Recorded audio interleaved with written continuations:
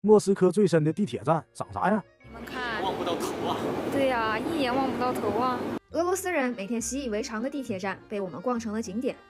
这座胜利公园站是莫斯科最深的地铁站，乘坐全欧洲最长的电梯下到84米深的地铁站需要3分钟。现在我来到的是革命广场站。革命广场站的特点是各式人物的青铜雕像，其中最著名的就是士兵与军犬的那座雕像。莫斯科当地人都知道，摸一摸狗鼻子能带来好运。看到我身后那位长的高处那位大神了吗？他就是俄国著名的科学家门捷列夫，也就是元素周期表的发明者。这个站的名字就叫门捷列夫站，非常有特点。头顶的照明灯具被设计成了原子结构的模样。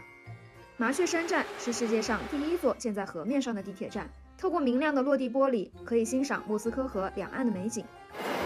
现在我们来到的是3号线的斯拉夫林荫道。站如其名，设计师以绿色植物作为斯拉夫林荫道站的主题，站牌和休息椅用藤蔓装饰起来，站台两边也是藤蔓式的路灯。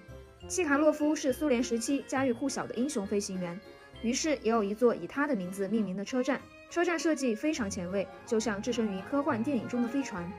5号线的新村站一共装饰了32块玻璃壁画，走在地铁站里就像逛教堂。还有新科新诺站这座设计前卫的新站，听说运营当天，普京还专门乘坐直升机前来捧场。而这只是莫斯科地铁站里非常小的一部分，希望大家能够自己亲身来体验一下这座地下宫殿。